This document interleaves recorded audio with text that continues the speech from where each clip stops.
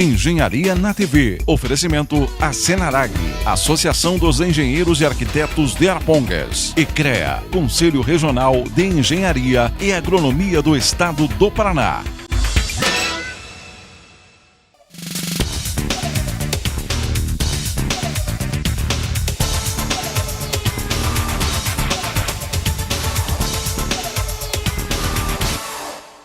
Olá pessoal, estamos de volta com Engenharia na TV, um programa com o apoio e realização da Associação dos Engenheiros, Arquitetos e Agrônomos de Arapongas.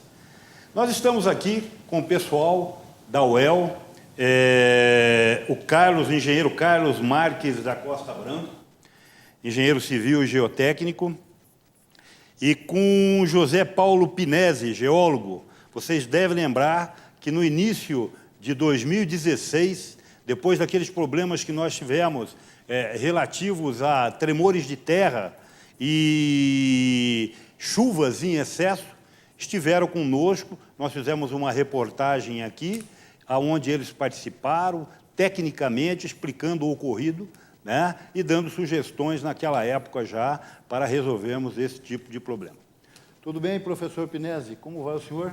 Tudo bem.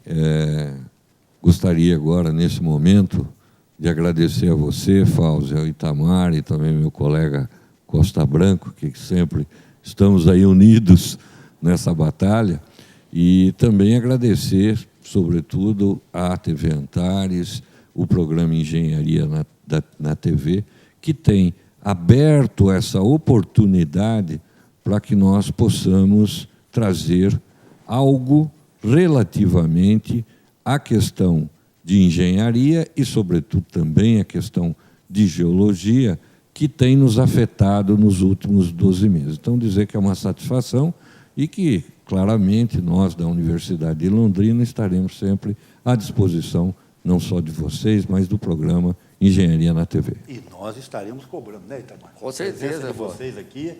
Carlos, por favor. Eu reitero os agradecimentos do professor Pinesi, o colega, a todos vocês, a TV Antares, ao Fauzi, ao Itamar.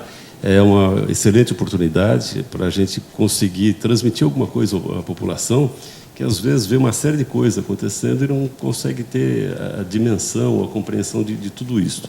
É um canal de comunicação que é muito importante e a gente agradece a oportunidade. E vamos começar então, né, Fauzi? Já que o Pinesi estão aqui, eles estiveram aqui em 2016, janeiro. Março, abril, mais ou menos, né? Março, abril. O que ocorreu foi em janeiro, né, Fauzi? Com a chuva e, como você falou, os tremores e chuva todo. E se passar um ano, como não aconteceu mais nada, as pessoas se acomodam. Muitas vezes as pessoas dizem, deixa, tá bonito, não está acontecendo mais nada, sol, não tem mais aquelas pancadonas de chuva, o pessoal está tranquilo. E as coisas não é bem assim. Então, trouxemos de novo nossos amigos aqui da UEL, os engenheiros, para falar sobre esse assunto, que agora eles vieram aqui, mas vão vir futuramente para dar uma geral de novo nessas erosões, mas já queremos a opinião, né? Porque, Fauzi, se passar um ano e parece que as coisas estão aí ainda, né? Sim, parece que já tivemos novidades, né, professor, a respeito dos sismógrafos, estava para ser instalado, já foi? Como é que está a situação? Sem dúvida, nós já vínhamos trabalhando com a instalação provisória de sismógrafos em Londrina, tentando monitorar toda a região, graças a uma participação com o Centro de Sismologia da Universidade de São Paulo. Então, tanto a Universidade de São Paulo quanto a Universidade Estadual de Londrina têm o interesse em fazer esse monitoramento. E uma vez constatada essa atividade sísmica em pequena escala ou em pequena magnitude, nós conseguimos, então, nesta vinculação, nesta colaboração com a Universidade de São Paulo, através do seu diretor, professor Marcelo Assunção, que trouxesse até Londrina, então, não mais equipamentos provisórios, mais equipamentos definitivos. Ou seja, estão sendo instaladas máquinas de caráter permanente, de tal forma que uma pequena construção para alojar essas máquinas já está em curso, e aí então nós teremos para Londrina e região algo de modo permanente no monitoramento dessas atividades sísmicas. Existe alguma previsão para o término e realmente já dizer está instalado? Nós já temos os locais, principalmente um local que é o mais auspicioso para o registro de movimento de ondas em rochas, né? E esse local já está sendo limpo para a construção e edificação, então, de uma espécie, então, de um pequeno edifício para proteger o maquinário e os sensores que ali ficarão trabalhando, como já estão provisoriamente, por telemetria, né, ligado, então, à internet e trazendo os dados com uma maior rapidez para os nossos laboratórios, em particular no registro de São Paulo, no servidor de São Paulo, e nós, então, estamos monitorando e verificando algumas atividades que ainda ocorrem, mas em pequena magnitude, sem causar, assim, nenhum dano aparente ou mesmo aquele estresse, né, que foi gerado no começo do ano passado. Né? Mas a questão é a seguinte, qual o raio que vai atingir? Era a minha pergunta, Itamar. Se o equipamento realmente de lá, Arapongas, por exemplo, se tivermos algum tremor, alguma coisa, a extensão, né, em volta. Ele vai captar? O sistema, né, não sei se é assim que funciona. O sistema desses equipamentos, eles trabalham uma espécie de triangulação. Você trabalha com pelo menos 3 máquinas operando, e essas máquinas, então, vão determinar o local, o ponto de área epicentral, ou essa zona epicentral, que possa ocorrer nesta triangulação. E nós temos essa mínima triangulação, na verdade é uma quadratura em alguns momentos, né, espalhadas hoje no estado, mas Londrina e essa região não fazia parte desse sistema. Perfeito. Então, hoje, nós temos a cidade de Londrina e a região inserida nesse processo, e esse processo, na verdade, faz parte da chamada Rede Sísmica Brasileira, que é o projeto BRASIS, da USP, ou Brasil Sísmico, e esse projeto está em continuidade e está inserido a rede brasileira também na rede mundial. O que modificou em termos de equipamentos? Os equipamentos eram sensores, digamos assim, de boa qualidade, mas de baixa sensibilidade, né? Esta sensibilidade nos equipamentos agora mais atuais, que estão operando e vão ficar de modo permanente, eles têm uma sensibilidade maior, né? E essa sensibilidade, ou seja, os sensores são mais potentes, essa sensibilidade permite registrar, inclusive, propagação de ondas fora da América Latina, fora das Américas, né, podendo vir a registrar propagação de ondas oriundas até do Japão. Muito bom. Então, ela está inserido nesse processo e, obviamente, os dados aqui coletados, mesmo de sismos, devido ao tempo de chegada, que é diferenciado, que aqui se registra, como se trabalha na chamada hora universal, né? Os registros, então, são também disponibilizados, inclusive para o Instituto, por exemplo, de Sismologia do Chile, do Japão, o Instituto Observatório de Brasília, da UNB, e, substancialmente, pelo centro que comanda toda essa operação, que é o Centro Sismológico da USP. Professor, nós tivemos aqui, naquela época, para não deixar assim caracterizado, que foram tremores, né, que afetaram a nossa região. Foram 2 fenômenos, naquela época, que aconteceram. O senhor pode novamente esclarecer esses 2 fenômenos que nós tivemos aos nossos telespectadores, já que passaram um ano e a memória do brasileiro sempre é curtinha, né? É boa essa questão, falar, e depois também o nosso colega Costa Branco também pode tecer algumas questões que nos afetaram naquele momento, mas substancialmente durante esses 12 meses, além desse, digamos, pequeno avanço em termos de equipamento ou de sensores, e também na colocação deles de forma permanente na rede, né? Ou seja, hoje a nossa região tem uma estação registrada, então, na rede sísmica nacional e mundial. Ou seja, a sigla dela é a famosa LDASE, né? Que tem esse sensor de alta capacidade. Ela está hoje enquadrada na rede mundial e na rede sísmica brasileira, fazendo assim parte, digamos assim, a nossa região do mapa sísmico mundial, inclusive. Então, isso vale a pena destacar. Além desta questão, que seria mais instrumental ou de análise experimental, nós também evoluímos no trabalho de verificação da causa, das origens que geraram toda aquela complicação.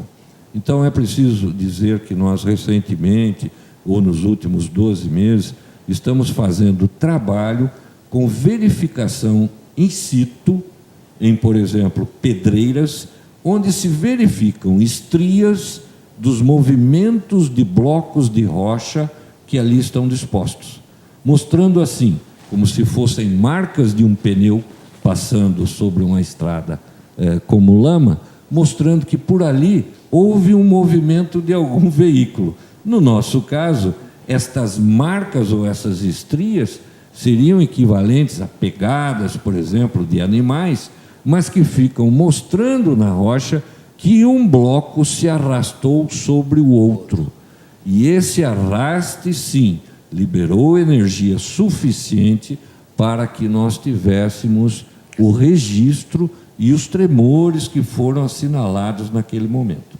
Então, é um fato concretizado e comprovado à medida que nós evoluímos nessas pesquisas, de que houve sim movimentos de blocos rochosos, e ainda há, mas em pequena quantidade, ou em coisas de milímetros, que ocasionaram naquele momento toda o alvoroço, os estalos e também as magnitudes que sismógrafos, inclusive de São Paulo, registraram aqui na nossa região. Então, esse é um aspecto importante a se destacar, porque dentro desses 12 meses nós tivemos a oportunidade de também verificar que qualquer efeito relacionado à atividade humana não foram as causadoras desses abalos sísmicos. Ou seja, há então uma comprovação hoje em Rocha de que o processo foi um processo natural e não artificial, como poderia ocorrer no caso da construção de uma usina hidrelétrica. E ocorreu. Nós aqui no Paranapanema tivemos alguns sismos devidos às usinas construídas ali, ou os lagos construídos ali. Aquela movimentação de terra enorme que houve que houve devido a uma nova pressão, né, de um corpo d'água muito volumoso, e essa pressão acabou originando artificialmente, que nós chamamos isso de indução, né, o sismo induzido, por uma atividade humana. Ou seja, existia apenas o rio, foi construído uma barragem, houve então entre aspas, né, o pessoal gosta de falar, não é essa a questão, um peso adicional dessa água sobre a rocha e um pequeno movimento. Essa indução ocorreu no Paranapanema. No caso de Londrina, não existe nenhuma atividade deste tipo que pudesse induzir esse sismo que ocorreu na nossa região. Então, na realidade, houve, eu não sei se é esse o termo que nós podemos chamar, houve terremoto no ano passado. Exatamente. Eu vou dizendo, trocando em miúdo para o pessoal entender. Escala, né? Em pequena intensidade, mas houve. Não era para trazer todo esse barulho que houve também, né? É que o termo terremoto, né, ele é mais utilizado onde se há grande parte de catástrofes, como, nós assinalamos no Chile, no Japão, na Califórnia americana, No México. no México. Então, nós temos o uso do termo terremoto.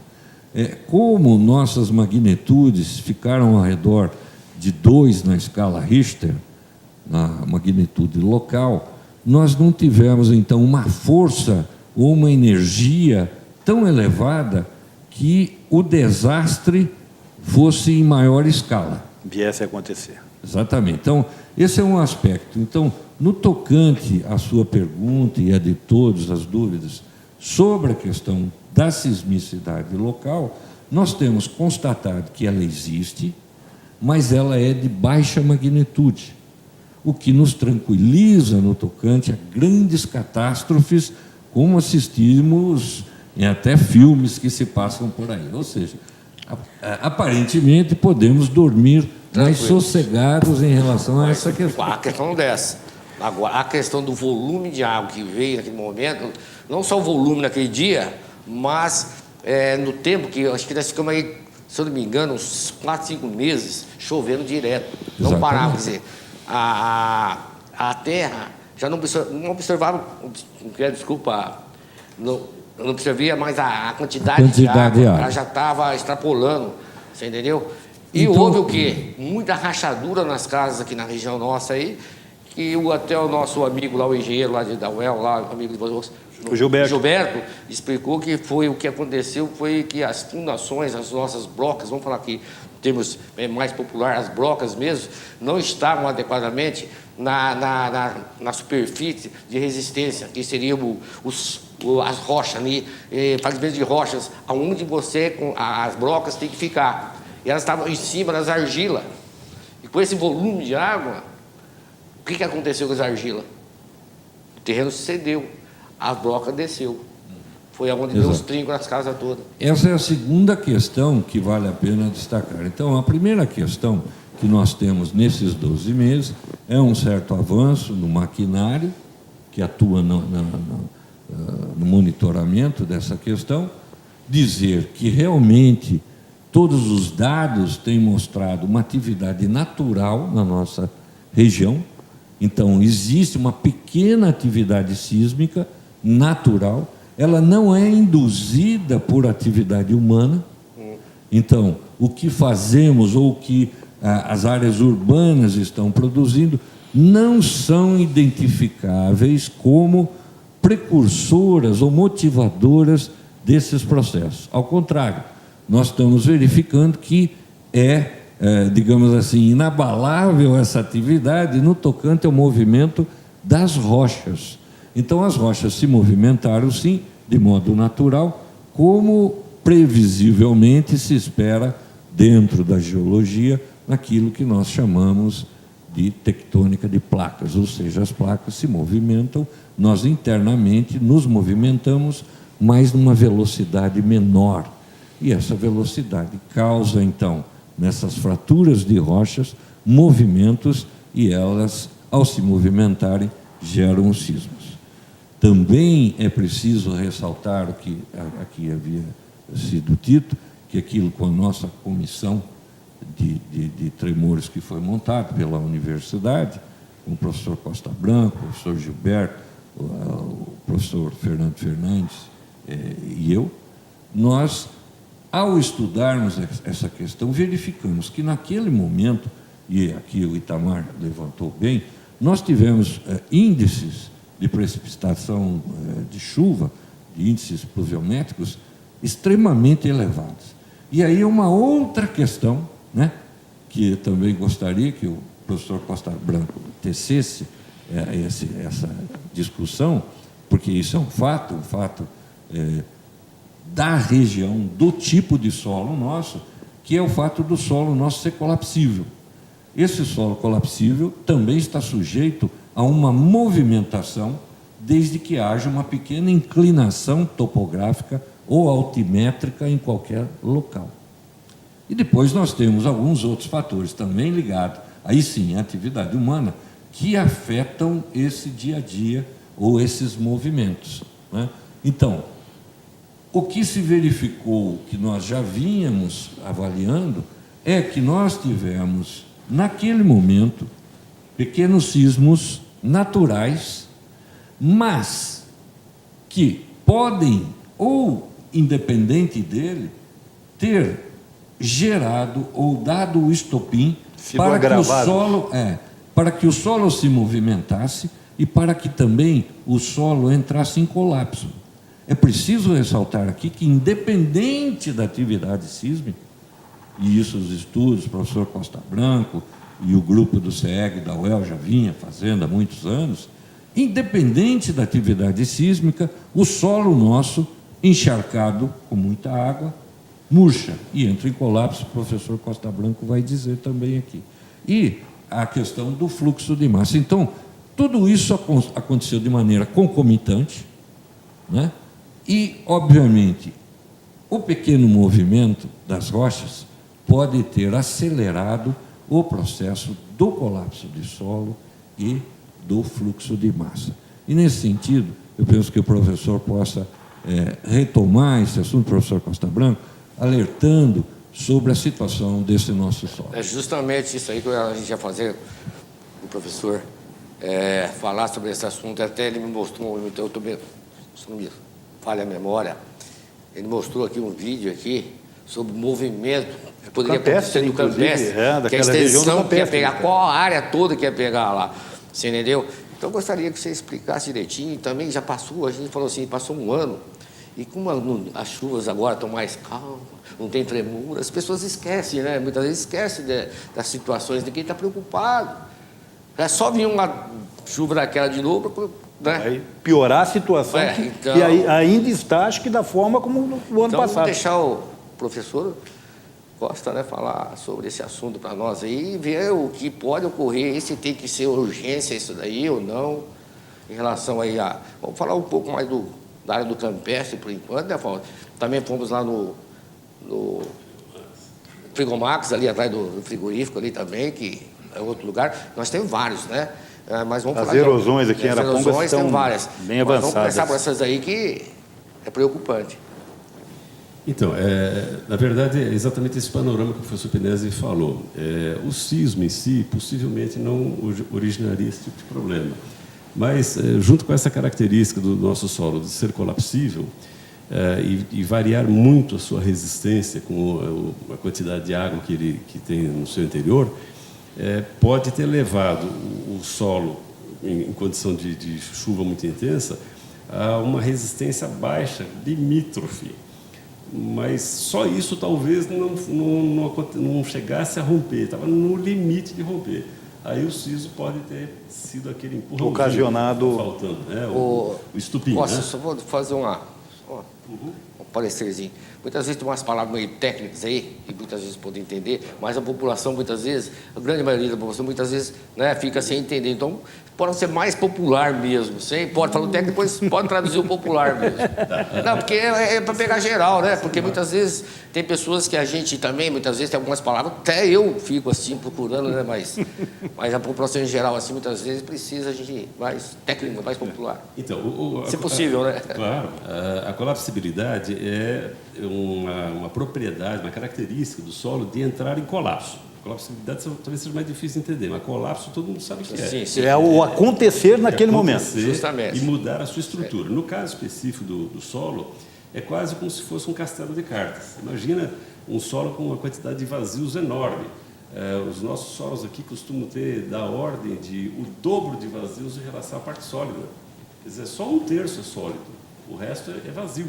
Então é um castelo de cartas mesmo. Né? É oco, né? Totalmente oco. Totalmente oco. A nossa terra é roxa? Sim, a porosidade é de 67%. 67%.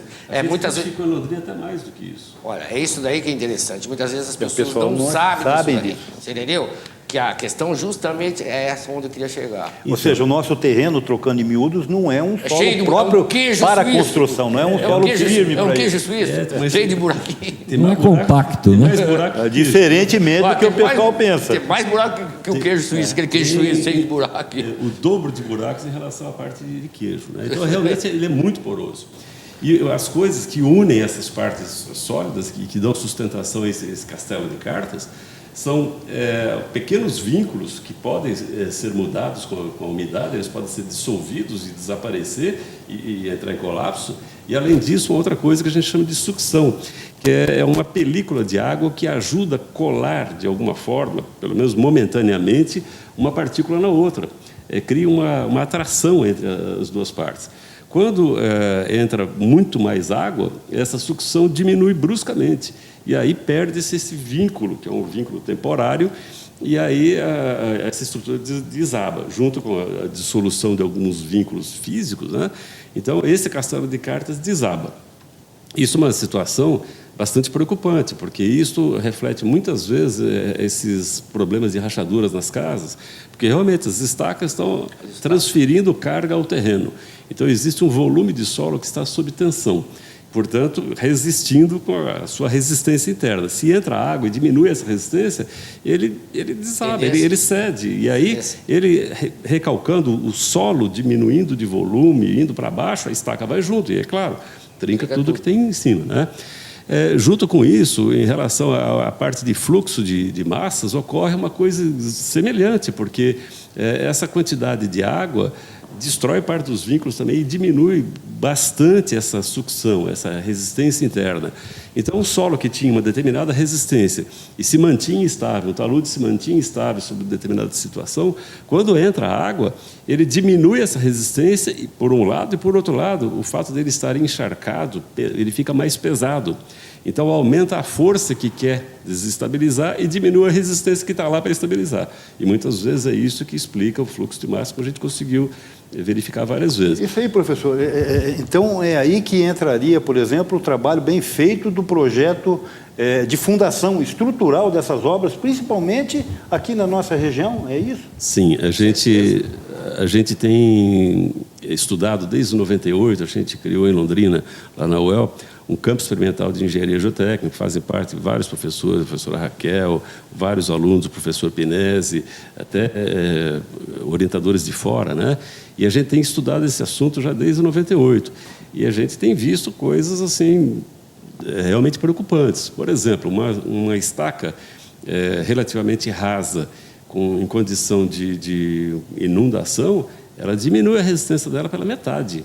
Então, uma estaca que aguentaria, sei lá, 10 toneladas, ela pode, de uma hora para outra, resistir só 5. Isso é altamente preocupante. Então, isso é alguma coisa que tem que embasar os projetos, sim, e tem que levar em conta a possibilidade de ocorrência desse tipo de coisa. Com relação aos taludes, a mesma coisa.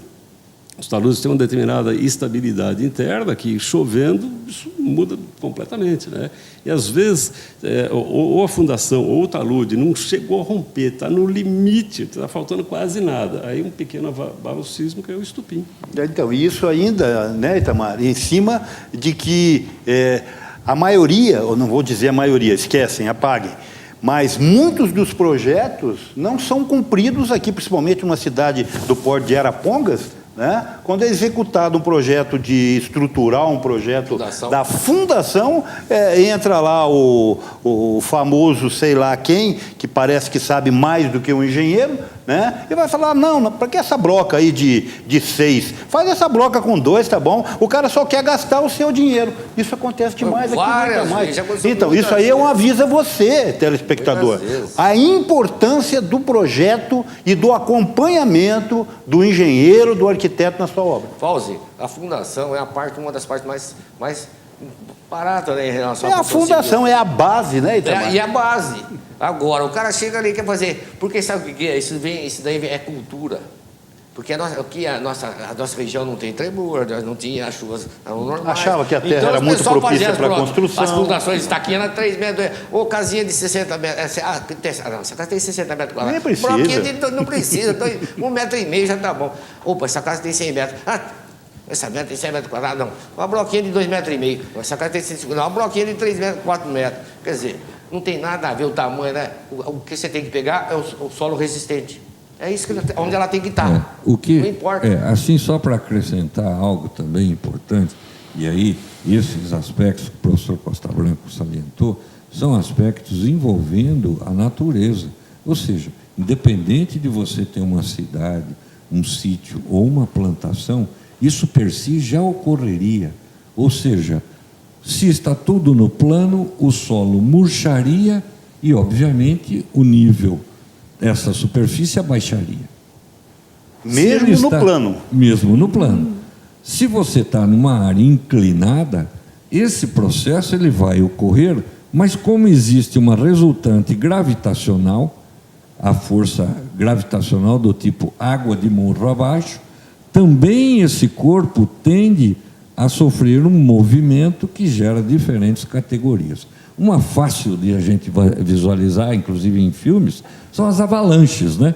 Ou avalanche. O cara está assistindo um filme, de repente desce todo aquele bloco pela ação gravitacional. Pegando esse gancho aí, Costa, me fala do campestre então, porque a gente fica bem preocupado com aquele campestre ainda, né? Porque muitas vezes está lá, paredão, você vê um murão lá, você não vê, eu passo lá em frente, que como hoje eu estou fazendo um curso na UEL, né, Fausto? E eu passo ali, tem um rapaz ali que mora bem em frente ali, que a gente pega ele para ir, faz curso com nós. Passo todo sábado de manhãzinha, passo lá às 7 horas da manhã para a gente fazer o curso na UEL lá. E tem aquele paredão, então a gente não consegue enxergar mais lá. Então, vocês estiveram lá depois, outras vezes, né? Eu gostaria que você falasse bem daquele lugar ali, se está na hora, porque aquele vídeo que você me passou, aquela demonstração que você me falou, que me deixou preocupado naquela época já, né? Já se passaram. Andaram, se eu não me engano, andaram fazendo alguma coisa lá, fazendo um reforço. Se eu não me engano, eu ouvi falar isso aí. Eu não fui, a gente não passei lá. Mas eu gostaria que o Costa me falasse. Aquilo é realmente uma situação bastante preocupante. E também a solução não é uma coisa fácil, que qualquer coisa resolva. Tem que tratar aquilo de uma forma sistêmica e abrangente, uma área bastante grande. Não adianta querer resolver com um murinho de concreto, alguma coisa ali no próprio local. Aquilo tem que resolver a estabilidade do que tem para baixo. Hoje só não avançou muito mais, e avançou do ano passado para cá, o desmoronamento continuou. Um pouco mais devagar, mas altamente preocupante. E ele só não piorou porque o material que escorregou, de alguma forma, está ajudando a diminuir a velocidade, ou pelo menos por enquanto, a velocidade do escorregamento. Se por acaso alguma chuva, alguma coisa, remover este material que se acumulou no pé e que de alguma forma está ajudando a minimizar o problema, se esse material escorregar, a possibilidade de haver escorregamentos grandes e rápidos é muito alta. Ali, com certeza, se está com fatores de segurança para aquele tipo de atividade completamente incompatíveis com a situação. Ou seja, corremos um risco. E se nada for feito, ou pior, se for feito, às vezes de forma errada, sem a compreensão geral do problema, pode até agravar a situação. E chegar a um ponto que ela, vamos dizer, fugiria do controle. Ela poderia avançar e extrapolar a área do próprio clube e começar a entrar em outras áreas urbanas que não são só do clube. É uma situação que realmente não dá para brincar. Essa situação já tinha sido alarmada, né, no ano passado, né, Itamar? Março do ano. E quer dizer que de lá para cá nada foi feito. Parece. Agora pegou uma outra administração agora, né? Teve mudança de administração. Ouvi dizer que já tinha até inclusive recursos, né, para o combate à nossa erosão aqui, mas é aí que está a importância. Não adianta ficar esperando. Quando é emergência, é emergência. E na verdade, Fausto, também é como o Costa está falando aqui. Não adianta chegar ali, tem que realmente analisar o que é correto fazer. Não é barreiras de concreto para segurar qualquer empresa sem conhecimento, né, para fazer esse tipo de serviço. Isso aí realmente precisa de autoconhecimento. Inclusive, eu queria perguntar aqui aos nossos professores aqui, que se houvesse até uma forma de vocês auxiliarem, eu não sei se existe esse fato, né, e vocês puderem contribuir aqui com o município de Arapongas de alguma orientação, forma, acompanhamento, alguma coisa. Ou vocês mesmo, eu não tenho como... Sem dúvida. Pela UEL, né? Pela UEL. Sem dúvida, nós podemos dar essa contribuição, mas também é importante dizer que a situação é complexa e que exigiria um estudo muito detalhado, também na aplicação de técnica e, sobretudo, sobre a execução das ações de contenção. Então, essas atividades ou ações de contenção, utilizando-se do conhecimento da engenharia, não serão, como disse aqui o Costa Branco, não serão coisas simples, né? Serão obras complexas ou situações complexas de manutenção daquilo que restou do local e, ao mesmo tempo, exigiria todo um conhecimento técnico detalhado e bem desenvolvido para produzir. Nesse sentido, é claro que nós, da Universidade Estadual de Londrina, nesse aspecto técnico, podemos contribuir, mas não podemos contribuir na execução. Também podemos e entendemos que podemos atuar como algo semelhante a uma supervisão, conhecendo o projeto que uma vez seja contratado. Então, dentro desse ponto, nós temos o entendimento que é possível, mas temos indicado, né, que haja, então, um trabalho onde uma empresa realmente possa assumir esta questão. E, claramente, pelo conhecimento técnico que a UEL tem, dispõe, nós mesmos, na comissão hoje atual que estamos, poderíamos auxiliar dentro dessa avaliação.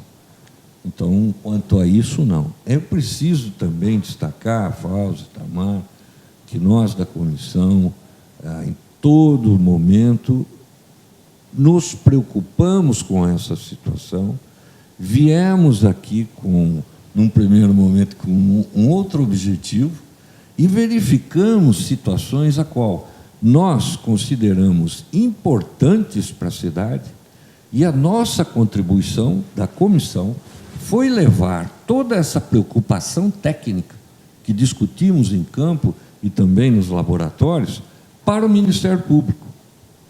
Então, o ano passado, a nossa comissão foi até o Ministério Público levar essa preocupação, que é uma preocupação não só localizada no Campestre.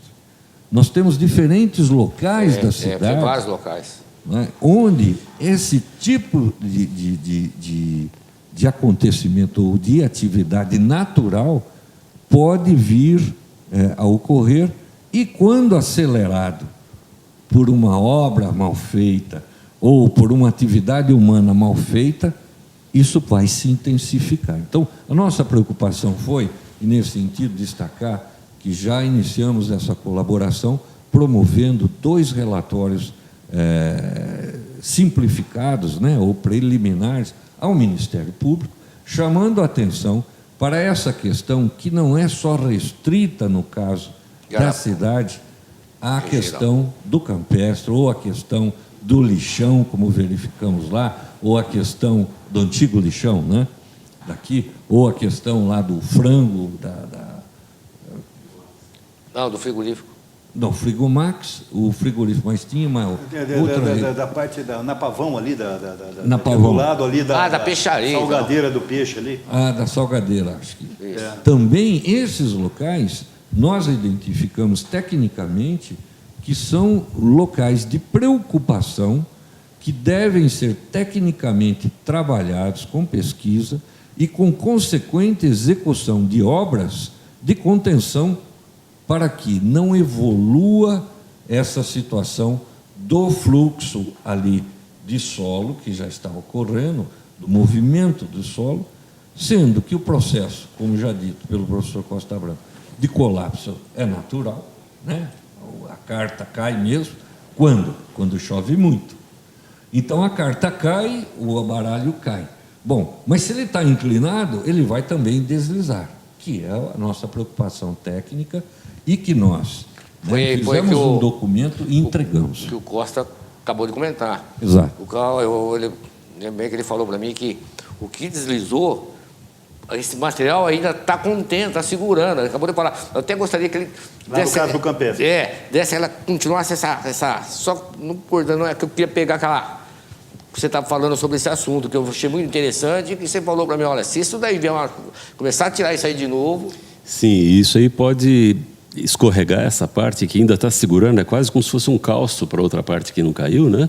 Se isso sair ou por água superficial ou até pela erosão do pé disto, porque esse material também, de alguma forma, está calçado para algum outro material lá atrás. É quase como um efeito dominó. Alguma coisa que ocorra lá embaixo, e agora, por isso que eu chamei a atenção, nós não estamos falando só da área do campestre, nós estamos falando talvez de 300, 400, 500 metros lá para baixo. Se aquilo escorrega uma parte, o que seria o calço dessa parte, essa outra parte escorrega, que ela é o calço do outro, e assim por diante. É uma coisa que vai avançando em direção ao clube. É um negócio Então, eu complicado. acho que está na hora, assim, muitas vezes, da prefeitura, o órgão público da cidade já mandar uma equipe ali, fazer um levantamento geral de toda a área ali, né? Fazer um trabalho de levantamento de dados mesmo, para ver o que está. Eu chamaria a atenção até para uma coisa que o Pinés também, a gente já observou isso, que além dessas obras, do frigorífico, enfim, dessas situações, existe a questão também dos loteamentos, que às vezes a pessoa está fazendo o loteamento e não está percebendo o grau de interferência que acaba acontecendo. O fato de fazer o loteamento cria caminhos diferentes de água, às vezes alguns desequilíbrios para cortar, para fazer alguma rua, e às vezes cria está quase que acendendo um outro estupim.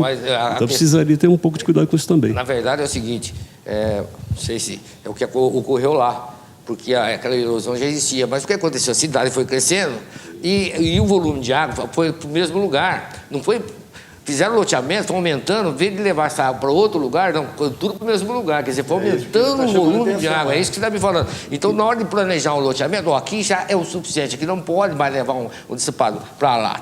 Esse aqui agora tem que levar para outro lugar. Mas não importa, aqui não pode mais. Aqui não tem mais como você levar esse negócio. Se quer fazer, paga a obra da forma como tem que ser feita. Porque muitas vezes despejando água naquele mesmo lugar, vai aumentando o volume de água daquele, né? E muda uma situação que originalmente a água demorava para chegar no determinado local, a força dela era reduzida pela própria vegetação, aí abre um loteamento, vira num primeiro momento um capim baixo ou grama, dali a pouco só tem telhado, asfalto, etc. E a água vai chegar cada vez mais rápido, não tem jeito.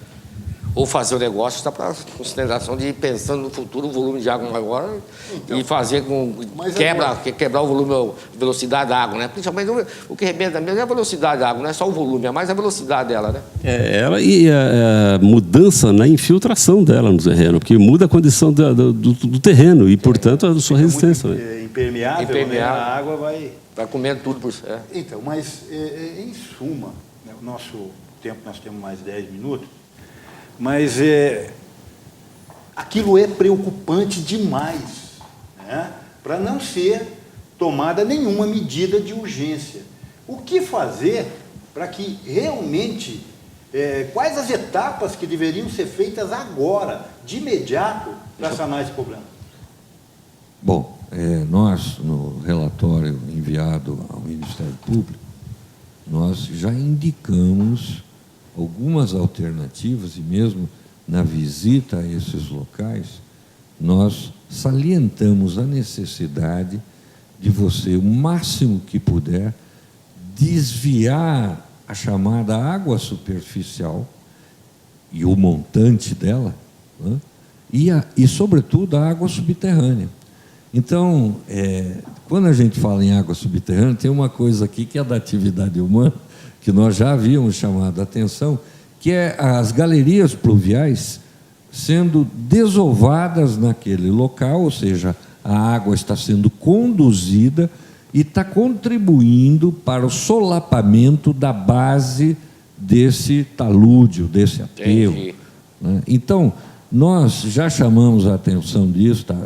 Eu, o professor Costa Branco, quando estivemos ali visitando à época, com o então secretário, que creio que modificou, não é o mesmo secretário, houve aí a eleição, então houve a modificação da Secretaria de Obras, tentando indicar que essa é a primeira situação. Eu sei, né? Não tem como se fazer um grande guarda-chuva para que a chuva não caia naquela região. esse seria a grande primeira saída. Mas não existe isso. Então, o máximo que se puder deslocar das águas que vêm da parte de cima e chegam até esse local, tanto da parte mais indo em direção ali a PR, a BR, e também na parte lateral ao clube, naquela região do Campestre, seria interessante. E lá nós passamos hoje e vimos que mais um loteamento está sendo feito, né, numa das margens.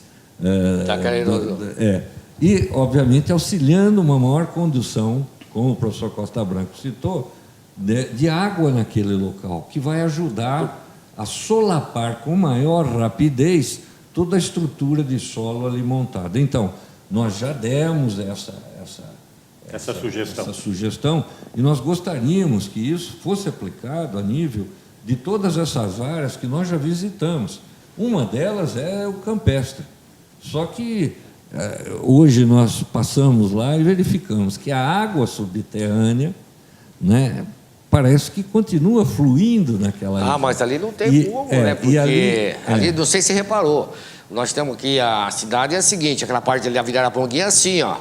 O Campestre, então é assim, ó. Exato. Cai tudo ali. Exato. então, para você desviar aquela água para jogar para outro lugar, você não tem altura, né? Mas tem um problema maior do que essa própria água chamada natural. Você tem galerias pluviais construídas, canalizadas embaixo de toda essa construção, e que são desovadas, vamos dizer, são jogadas quando se tem um pouco mais de chuva. E também o que nós verificamos que existe é o uso clandestino da galeria. Isso deve ter mesmo. Que nós não podemos, sabemos que tem como identificar, mas que cabe realmente ao poder público verificar qual é a origem dessa água. Será que essa água talvez esteja... Não está chovendo e a água está correndo lá não chovia, você... Não está chovendo e essa água não para. Lembrando, na primeira vez que lá estivemos, estava um dia ensolarado, bonito como hoje, e a água escorria tranquilamente, causando, então, na sua queda, né, um solapamento, uma erosão que vai escavando a parte baixa, fazendo com que a parte alta se movimente. Então, essa contribuição nós já salientamos no relatório e nas visitas. Então, isso é algo que tem que se preocupar. Professor, esse documento, nós poderíamos ter acesso a esse documento, que essa denúncia é feita ao Ministério do Trabalho? Não é denúncia, é uma sugestão, Fausto. Não é uma denúncia. Não é uma denúncia. Uma sugestão. Então, essa sugestão nós temos... Nós mostramos a nossa preocupação. Esse documento está no Ministério Público daqui. Porque, Pauzê, isso daí não existe, não é Arapongas. Isso é todo, se você pegar toda a região nossa aqui, existe isso, em vários lugares está acontecendo isso. Exatamente. Você entendeu? Porque o que acontece é justamente o que o Costa falou. Nossa terra é muito porosa. E outra coisa, nós somos ricos em nascentes em Arapongas. Você sabe que Arapongas aqui tem nascente, o divisor de água de Arapongas é a Maracanã. Agora eu não me lembro se é 13 nascentes para lá e 7 para cá, ou é o inverso, ou é 13 para cá e 7 para lá. Você entendeu? Eu não me lembro, mas acho que é 13 para o lado de lá e 7 para o lado de cá. Então, Arapongas é cercado. Se você sai do centro da cidade do miolo, antigamente nós tínhamos aqui no centrão, nossa, sei lá, quando estendeu os loteamentos, todo lugar está cheio, pode reparar, todo lugar nós temos nascente. Sabe? Então, nós temos nossos córregos, nossos riozinhos, todos os lugares estão assim.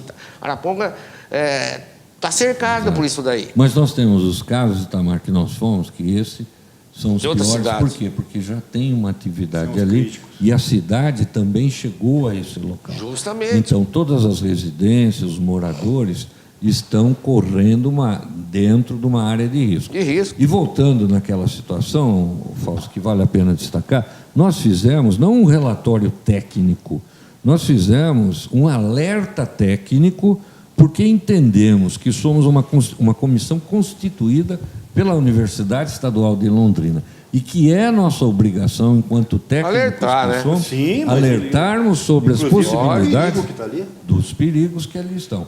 Então, quando você fala isso, então a primeira solução imediata que nós sugerimos, mesmo sendo um alerta e não um relatório técnico, né, nós sugerimos, então, que se pensasse no desvio das águas que ali estão. Porque eu acho que isso aí nós temos que tomar uma atitude nossa. Inclusive você e eu. Nós temos que, por exemplo, em vista disso que foi conversado, que foi falado, nós temos que chegar na prefeitura e ver realmente com o documento, ou com a secretaria, ou com a Câmara. Eu acredito, espera aí, eu acredito o seguinte. Nós estamos lá tem o Luiz agora, o Luiz Gonzaga, né? O secretário do Meio Ambiente. Ele é engenheiro agrônomo, ele está ciente, ele já está correndo atrás. Eu conversei com ele já está vendo, até ele vai vir aqui, porque ele está se movimentando, porque ele precisa, vai ver os recursos, ele está correndo atrás, está se informando em todas as direções para ver o que ele vai. O cara pegou a prefeitura agora. Então tem tanta coisa para o cara ver, então ele está se vendo isso daí. Até nós comentamos sobre o pessoal da UELGO, ele falou que parece que ele vai entrar em contato com o pessoal com vocês para falar sobre esse assunto, você entendeu? Porque é de muito interesse dele. Eu percebi que ele tem um interesse muito grande nesse assunto aí. Até ele falou para mim, rapaz, quem está atrás disso aí não é só, também é o Ministério Público, ele já até me avisou sobre esse assunto.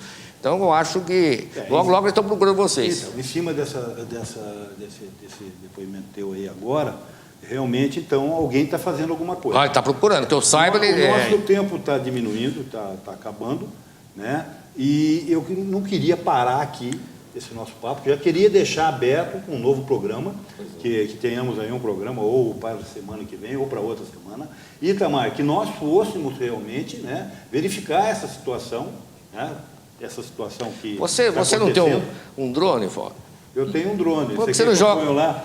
Filma tudo aqui lá por cima, lá, Fausto. Você está dando uma ideia, hein, então, mano? Muito boa essa ideia. Filma tudo com o drone. O único problema é que eu não sei operar o drone, é só isso. Pega alguém que sabe operar o drone e coloca lá para filmar toda essa área, por isso ali. Dá para a gente filmar todinha ela ali, Fausto. Pelo menos filma bem aquele troço seu lá, não. Não, é bom. Então, filmar ou alguém. Filme em HD. Então vou chamar alguém. Então tá alerta aqui, alguém que sabe operar um drone certinho, bonitinho. Vamos lá, vamos ver quem. Colaborar com a gente, ele filmar todo, e nós mandamos todo esse material para Costa. Se vocês passarem essas informações, essas imagens para a gente pode, através das próprias imagens, ajudar a interpretar e esclarecer qual é o problema. Vamos pensar então nisso aí, Itamar. Quero agradecer, né, Costa, você, o Pinesi, são companheiros nossos, né, do Itamar e de mim, e dizer que o nosso tempo, infelizmente, aquilo que eu estava discutindo no começo, parece um tempo grande, mas não é um tempo pequeno, principalmente por um assunto tão importante quanto esse que nós estamos discutindo aqui com a nossa população, né, levando aqui aos nossos telespectadores, e ficar com esse acerto com vocês, que vocês voltem, assim que a gente tiver essa situação mais ou menos verificada, para o nosso programa, para de novo esclarecer os nossos telespectadores. Quero deixar aqui aberto a palavra a vocês, a despedir dos telespectadores. Nós aqui agradecemos, né? E também nos colocamos à disposição, sempre lembrando que nós, na Universidade Estadual de Londrina, temos nos preocupado com esse assunto, sobre o aspecto não só em Londrina, mas, sobretudo, na nossa região. Estamos à disposição para esclarecimentos, e esses esclarecimentos, em parte, foram dados ao Ministério Público para que, então, as medidas cabíveis sejam tomadas no sentido de que se atenue esta atividade, no caso do município e na cidade de Arapongas. Muito obrigado. Reforço o agradecimento aqui, é um canal bastante importante, vocês têm dado bastante espaço a isso, a gente vê que vocês estão preocupados, é uma coisa realmente importante. A universidade, de fato, está aí disponível a isso, naquilo que for possível para a gente, estamos totalmente disponíveis, a gente se considera, de fato, parceiros, agradecemos até essa forma de vocês nos tratarem, e é recíproco, somos parceiros. A ideia também não é ter uma posição assim alarmista, mas mostrar que é alguma coisa que, de fato, é urgente e muito importante, antes que a coisa fique pior. Tá? Okay. Não é ser alarmista, mas... Okay. Zé, só deixa eu dar um abraço aqui, ó. Sim, LCB, muito importantíssimo, então. Carlos e Rufus, Luciano, vou até passar o telefone dele. 9924-9372. Tem mais um 9, né? É 999-24-9372. Carlos e Rufus. Vou falar com o Olha, Luciano. muito bem, o rapaz trabalha muito bem. E cita aí o pai dele. São o Dércio e Dercinho. O Dércio, tá vendo? Ó, lembramos, hein? Foi Itamar. Telespectador, nosso muito obrigado. Fique com a TV Antares. E até a próxima. Muito obrigado.